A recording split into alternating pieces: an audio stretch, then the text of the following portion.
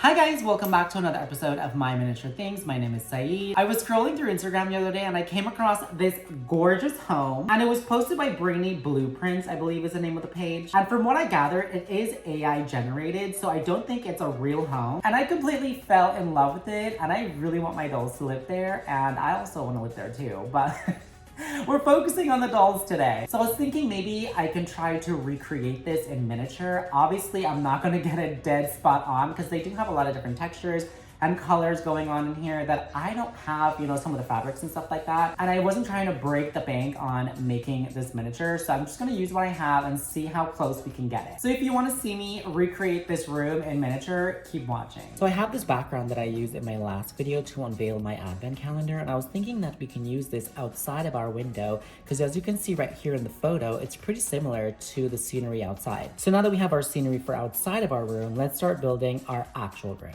Let's start with our floor. I take 2 pieces of foam board that measures 20 inches by 30 inches, and I join them together on the sides that measure 30 inches.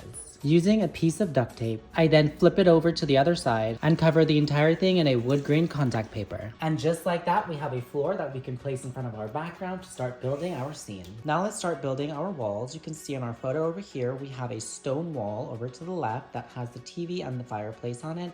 So let's start building that wall first. I take another piece of foam board that measures 20 by 30 and I cover it in a stone wall image that I printed off of the computer, giving us a stone wall that we can place over to the left so that we have a place to put our TV and our fireplace. The only problem is that we don't have a TV or a fireplace, so let's start building those. Let's start with the fireplace first. I print a fireplace from online, glue it to a piece of black foam board, cut it out, cut a piece of clear packaging to put over it to make it look like a glass front. I then use a piece of craft foam to create a frame. I do have a pretty ugly edge here where the foam board, the packaging, and the craft foam meet, so I cut strips of gold paper to stick it over that and make it look more finished. This is what I ended up with. It just makes it look a lot cleaner. We can now install our fireplace. I think I'm gonna place this about 3 inches up, right in the middle. I actually ended up placing it about 5 inches from the floor because you can see in the photo here, the fireplace is quite high. Now that we have our fireplace done, let's start working on our TV.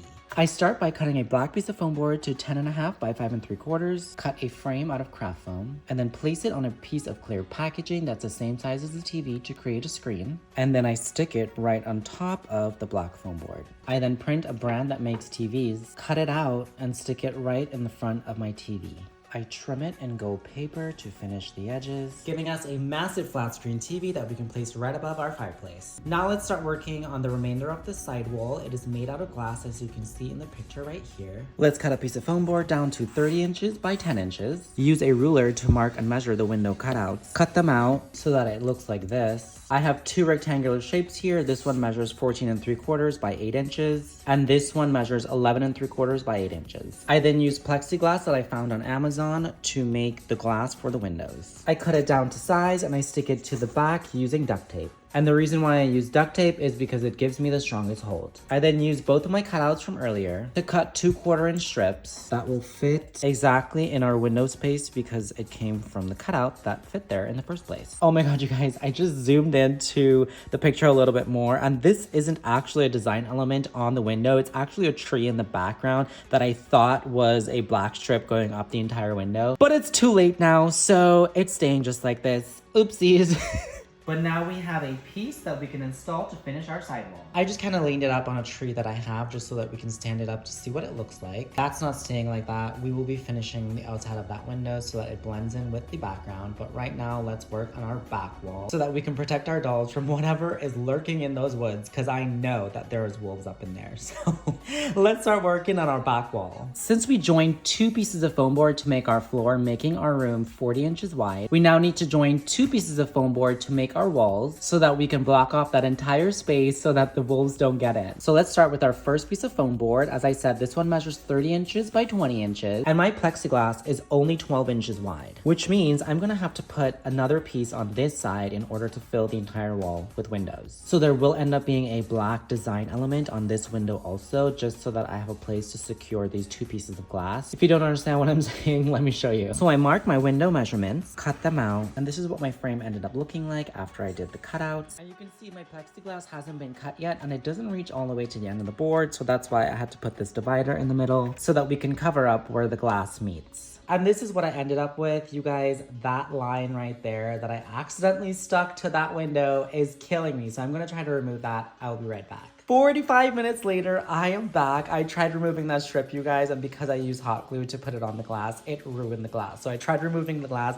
but because I used duct tape to put the glass onto the frame, I ruined the frame. So I had to build a whole new one, but it's okay. We're moving on. I also managed to use one of my trees that I used for one of my TikTok videos. It was my Twilight video, to make that line that we thought was, well, that I thought was a design element in the window. So now we have the actual window with the tree in it, so it looks just like the picture. I then repeated that same process that we used to make that first piece of back wall on our second piece of black foam board to finish our back wall. So now that we have our back wall and our side wall done, I know the picture doesn't have another side wall on this side, but this wall is really heavy and it needs something else to lean on because that back wall back there is a little bit too small to hold all of that weight. So let's just quickly make a side wall for this side. So I start by taking another piece of black foam board and then use some decorative craft paper that I found at Joann's to create a design down the middle. Now, originally the reason why I used a black piece of foam board is because I wanted to leave the sides black, but I messed up on the glue, so I'm actually gonna cover the sides with some dark wood grain paper. This one's a little bit darker than we used for the floor to cover the sides and make it look a little bit neater.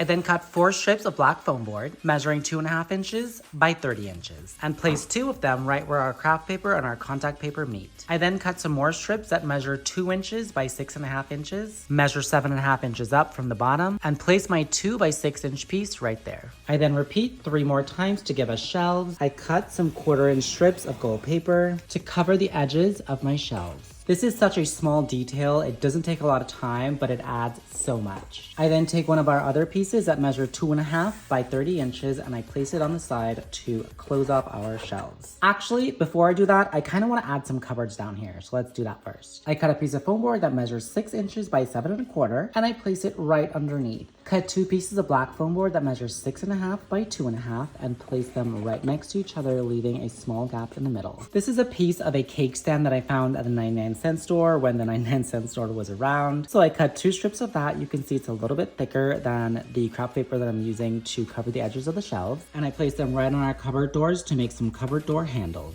And now we can add in our side piece to close off our shelves. I repeat for the other side. And now we have a wall that just completes this room and closes off the space and, you know, protects the dolls from the wolves.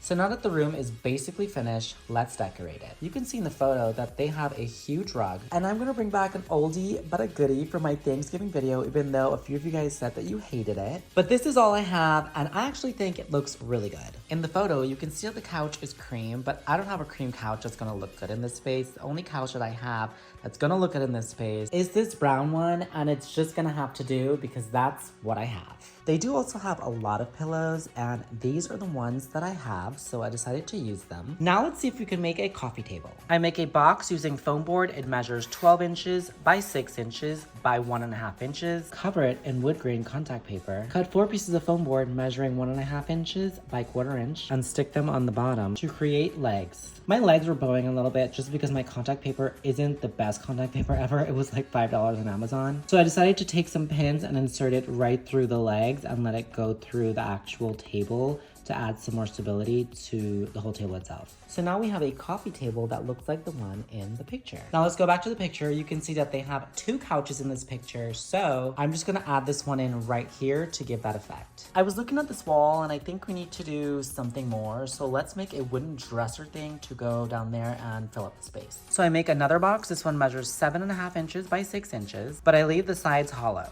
and cover it in our wood grain contact paper. I then take another one of my 99-cent store cake stands and cut a piece that is 6 inches by 2.25 inches. I then cut a piece of foam board that measures the same size and place the cake stand material on top. Trim the edges in gold paper so that we have a nice finished edge, and then place it on our dressers so that we can have a gold dresser top. And originally I was calling this a dresser because I was gonna put some drawers on it, but I actually just tried it out in the room and it looks way better without the drawers.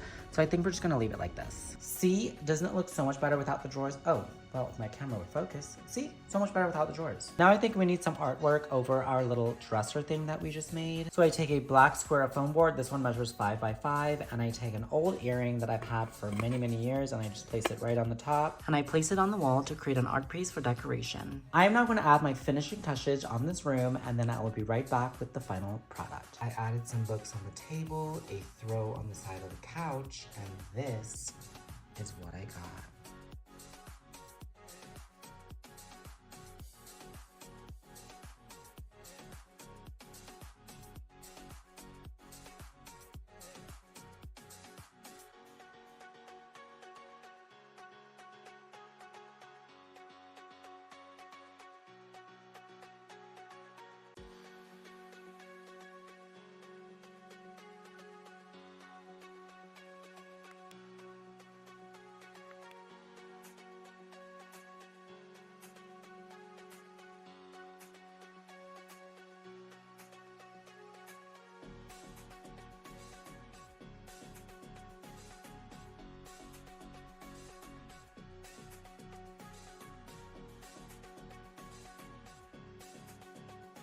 So there you go, you guys. We recreated this room in miniature. And while it wasn't exact, it was pretty close. Because as I said, I really wasn't trying to go out and buy a whole bunch of new materials to make this project. I was just kind of using what I already have. So I think other than like the colors of stuff being off, I think we got it pretty spot on. Like the cushions and stuff like that. Like you can see the cushions are orange and then the couch is like a cream color. I really need to get a cream color couch. I made one last year, but I gave it to my sister for Christmas. So I don't have that anymore. And I regret that every single day that I live, but I can just make another one. So maybe that's an upcoming video.